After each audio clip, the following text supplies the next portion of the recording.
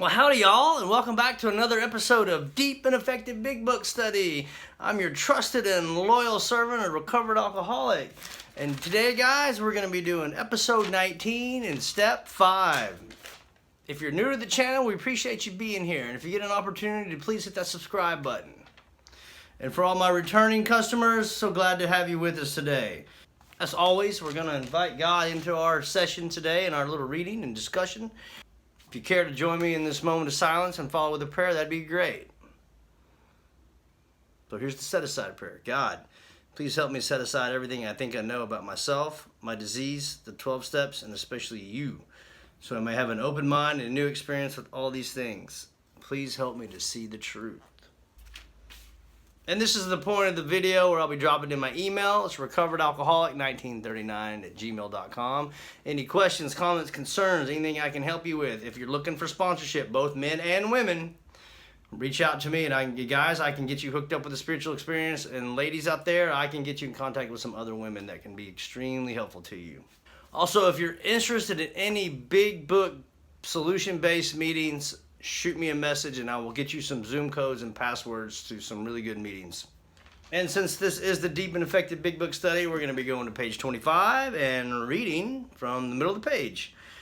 The great fact is just this, and nothing less, that we've had deep and effective spiritual experiences, which have revolutionized our whole attitude toward life, toward our fellows, and toward God's universe. The central fact of our lives today is the absolute certainty that our Creator has entered into our hearts and lives in a way which is indeed miraculous. He has commenced to accomplish those things for us which we could never do by ourselves. Man, I just love that promise.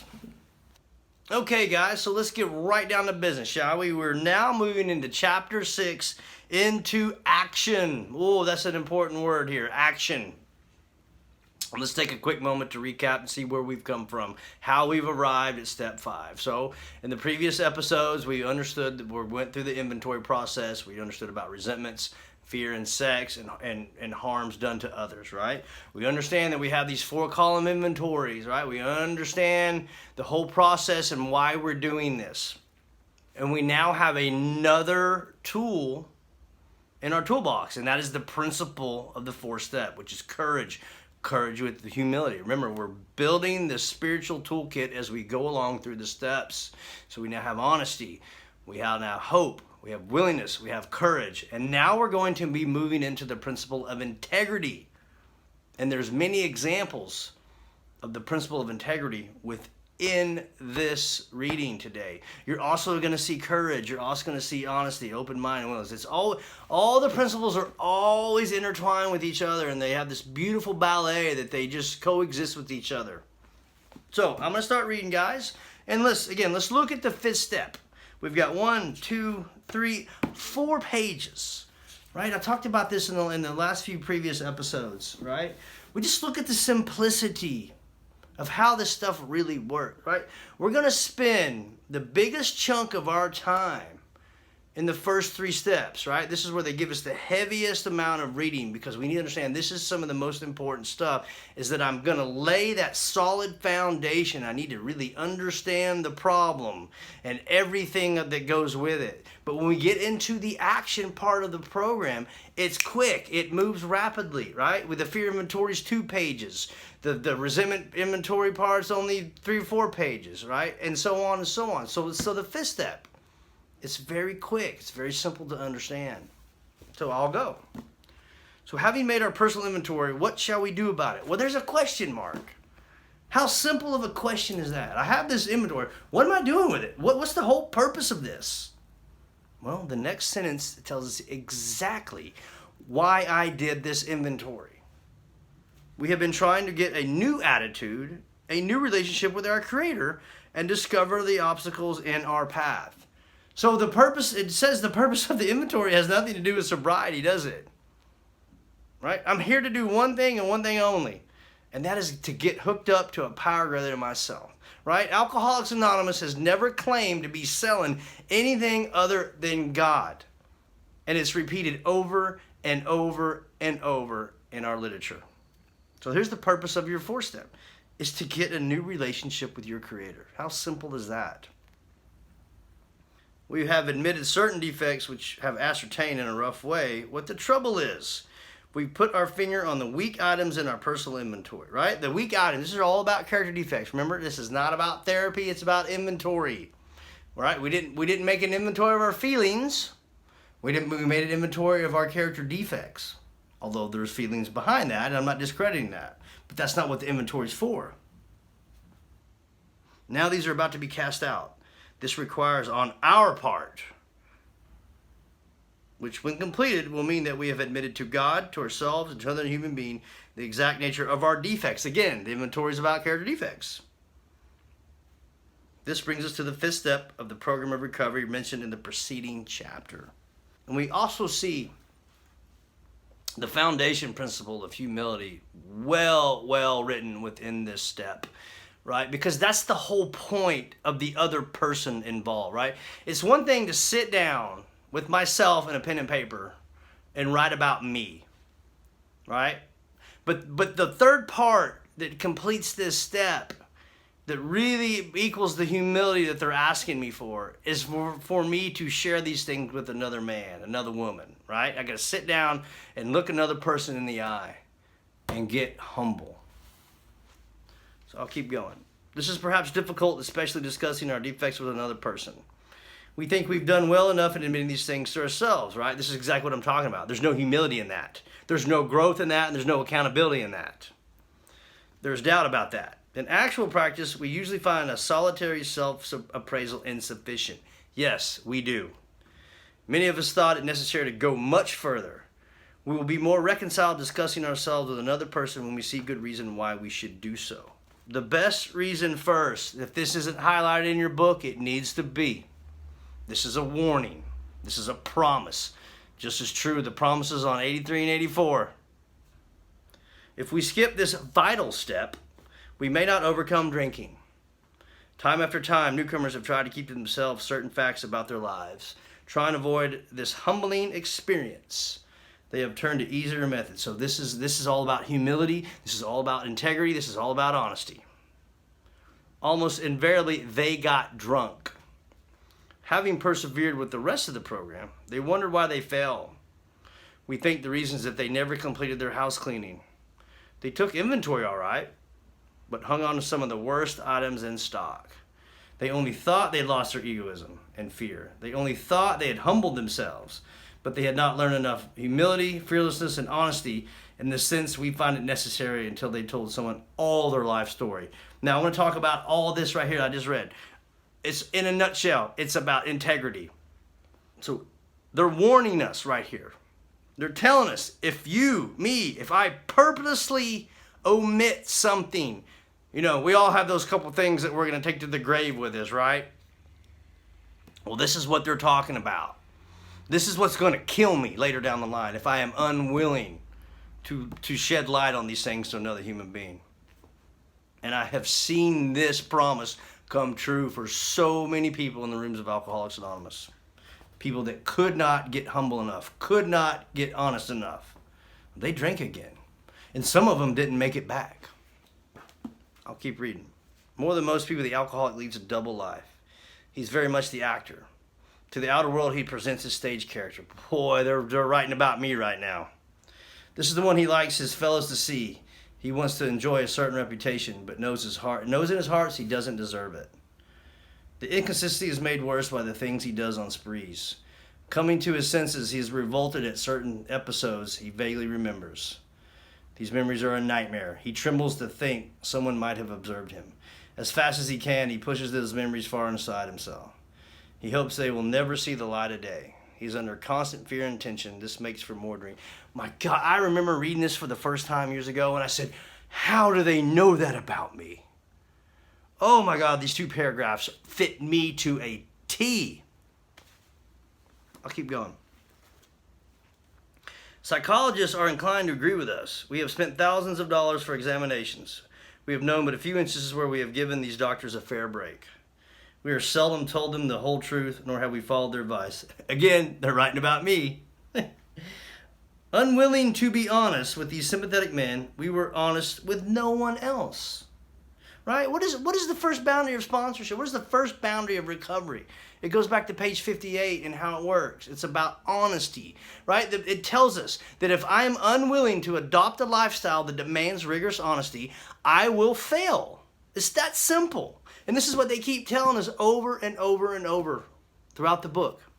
Small wonder many the medical profession have a low opinion of alcoholics and their chances of recovery. And there's the exclamation point right there.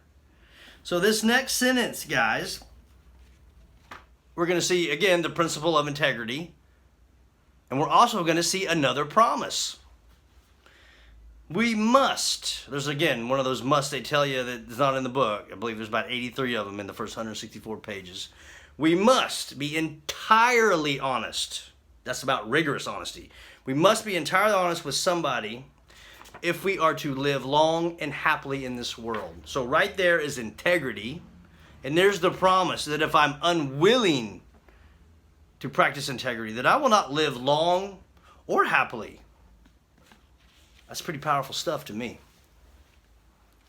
Rightly and naturally, we think well before choosing the person or persons with whom we may take this intimate and confidential step. So this next bit on this whole page that we're going to read, I'll give you a quick little history lesson, guys. So this stuff is referring back to early Oxford group days and the early Oxford group members and the Catholic Church. So the Catholic Church had members that were attending the Oxford group, alcoholics. And the Catholic Church was not happy about it. So there became this big, ugly rift and a fight. It's actually why Alcoholics Anonymous broke away from the Oxford group and became what it is, right? Because what was happening was that these Catholic members were going over to do the Oxford group practices, the religious, things that they did in the Oxford group, where it was causing conflict within the Catholic Church. And the Catholic Church was saying, you guys can't be over there doing this other type of religion. And eventually they threatened where they were going to excommunicate them from the church. So it became this big thing. So what I'm about to read about is how Alcoholics Anonymous is making it as easy and as comfortable for anybody, regardless of your religious affiliation and practices, to take this step, okay? To those of us belonging to religious denomination which requires confession, must, and of course, will want to go to the properly appointed authority whose duty is to receive it. Though we have no religious connection, we may still do well to talk with someone ordained by established religion. We often find such a person quick to see and understand our problem. Of course, we sometimes encounter people who do not understand alcoholics. And another quick thing, a little history lesson, guys. It's relevant to what I'm reading. Is that you got to remember how this book ended up in somebody's hand back in the early days. It pretty much came through the mail, right? And just maybe early on you would have found it in a bookstore. But the chances is that you had to reach out to New York and they would send you a copy. This is how it worked. So think about this. So when the book shows up at your house and you're the alcoholic, you're the newcomer, right? And you get this book in the mail and you open up, this is all you have. Right? We don't have the benefit of the network of alcoholics that we have today. We don't have the benefit of different meetings, of an abundance of meetings just yet. So what this book represented was a recovered member. This book represents a 12-step call. Do you understand? So this book is representing as if somebody, a recovered alcoholic, was sitting down with a newcomer. So that's all they could go by. And I'll keep reading. If we cannot or would rather not do this, we search our acquaintance for a closed-mouth, understanding friend. Right? So here's the principle of integrity interwoven within this sentence. Right? Because when I understand that I have to practice the principle of integrity to do a fifth step, well, I also have to understand that I need to practice the principle of integrity to hear a fifth step. Right? See, I've heard it a million times in meetings, and I understand what people are saying when we talk about, well, our secrets keep us sick. And I got to tell you, that's not true. That's not true at all. What keeps me sick is the dishonesty surrounding that secret. What keeps me sick is the shame and the guilt and the fear surrounding these secrets, right? I have heard 100 fifth steps. I can tell you, I know a lot of secrets about a lot of people. But today, that's a character asset. right? Again, it's not about the secret. It's about the character defect that I'm using to hide the secret. I'll keep going. Perhaps our doctor or psychologist will be the person. It may be one of our own family, but we cannot disclose anything to our wives or parents which will hurt them and make them unhappy. We have no right to save our skin at another person's expense. Such parts of our story would tell someone who will understand, yet be unaffected. Here's another, next sentence is about integrity. The rule is that we must be hard on ourselves, but always considerate of others. Notwithstanding the great necessity of discussing ourselves with someone, it may be one is so situated that there is no suitable person available. If that is so, the step may be postponed, only, however, if we hold ourselves in complete willingness to go through it with our first opportunity. Right. So again, remember, this is early 30s, or late 30s, and people are getting this book in the mail, and we didn't have the availability and network that we do today. There's absolutely no excuse on the planet today to hide behind that. It is important that we be able to keep confidence that he fully understands and approve of what we're driving at. He will not try to change our plan. But we must not use this as a mere excuse for postpone, right? That's what I'm saying. It's all an excuse. Here's some good instructions, guys. When we decide who is to hear our story, we waste no time. Another example of how they're telling us these steps need to be taken in rapid succession. We waste no time. Next, immediately, all of these are the watchwords for the steps. We have written inventory and prepared for the long talk. We explain to our partner what we're about to do and why we have to do it. And they're going to answer why I have to do it. And it's right here. He should realize that we are engaged upon a life and death errand. What is outside the scope of that? This is about life and death. I can tell you right now, my friends, I haven't been around that long, but I've been around long enough to see this come true for people who are unwilling. Happens every day. Most people will be approached in this way, will be glad to help. They will be honored by our confidence. And I got to tell you, it is an honor and it is a privilege to get chosen to hear another person's fifth step. It is. And that's exactly how I treat it, as an honor and a privilege. Now, let's get right into the fifth step instructions, guys. We pocket our pride. Go to it, right? Just go. Get down to business, guys. Illuminating every twist of character, every dark cranny of the past. Again, what's the inventory about? Character defects. And now we're going to get into some fifth step promises. Once we have taken this step, withholding nothing. That's part of the requirement. That's about that integrity. We are delighted. There's a promise. Wow. Man, I need to be delighted. I wasn't delighted about anything in my life. We can look the world in the eye. Wow. See, you know how that applies to me? It's because when I come in Alcoholics Anonymous, I'm either standing on the mountaintop looking down on you from a sense of superiority, or I'm hiding under a table looking up at you because I feel so inferior to you. Right? It was either one or the other. And when they're talking about we can look the world in the eye, is that I am now one with you. I'm now one with God. See, because the inventory process, what it does is it levels my pride. And I learn in the inventory that, first of all, I'm not better than you, and I'm not worse than you. I am equal to you. This changes everything. So today I can stand square-shouldered and flat-footed in the world today. I can just be one with man and God. Because that is the byproduct of humility, my friends. We can be alone at perfect peace and ease. Wow. Man, sign me up for some of that. That turmoil that just raged in my head 24/7 starts to get silent. I start to experience some inner peace. Our fears fall from us. These are some magnificent promises. Listen to this. We begin to feel the nearness of our Creator.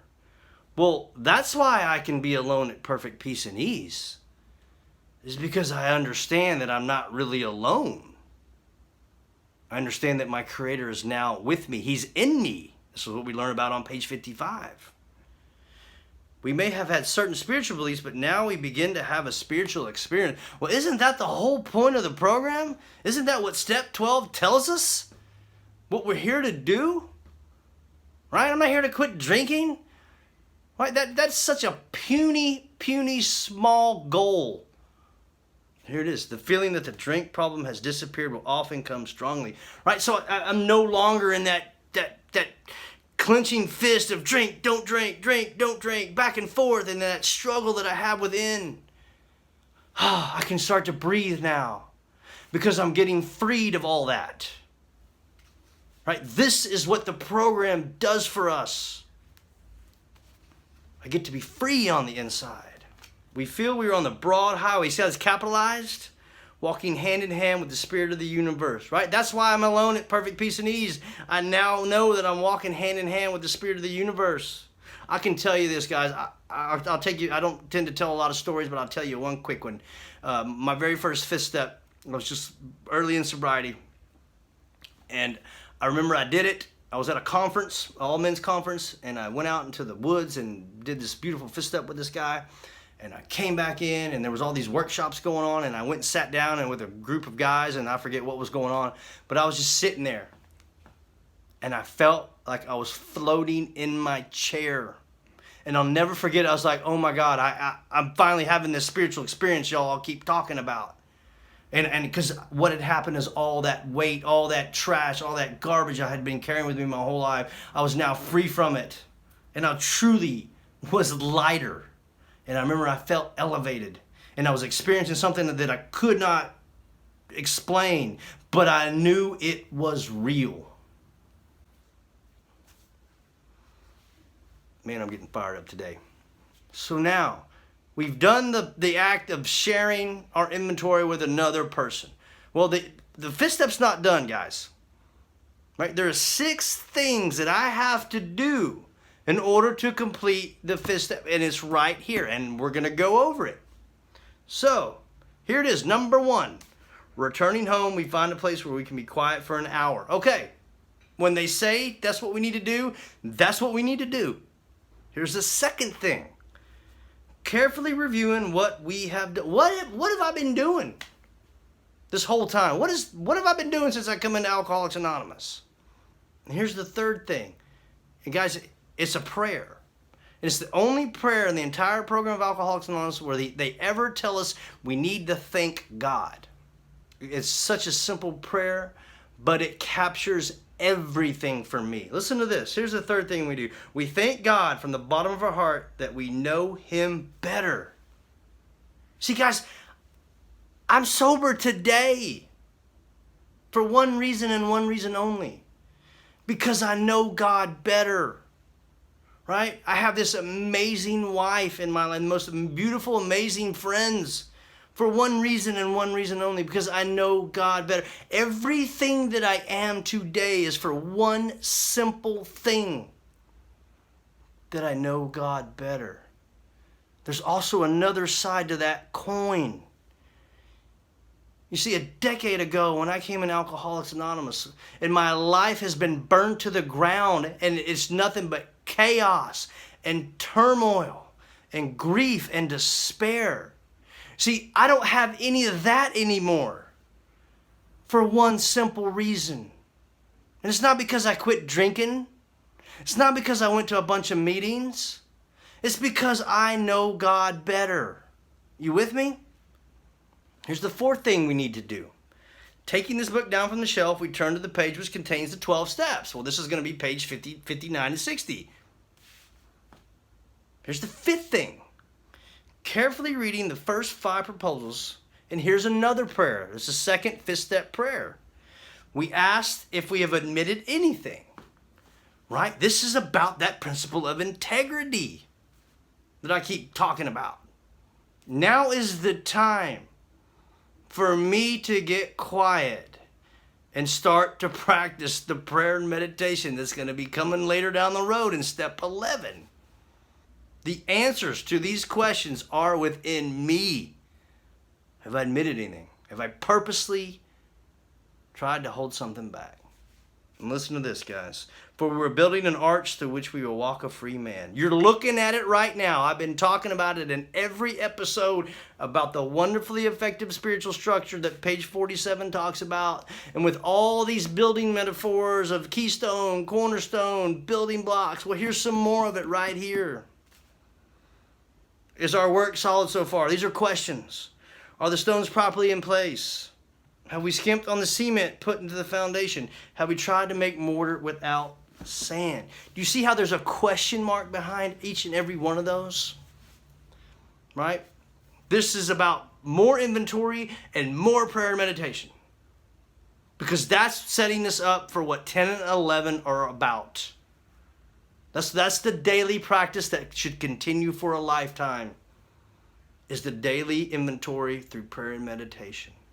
The daily improving knowing God better. That's the whole point of this. So that's step 5, guys. Next episode, we're going to jump right into 6 and 7. Because what we're doing here on the bottom of 75 is the immediate segue into 6 and 7. Thank you so much for joining me today. Again, if you got any questions, comments, concerns, you're looking for sponsorship, here's my email, recoveredalcoholic1939@gmail.com.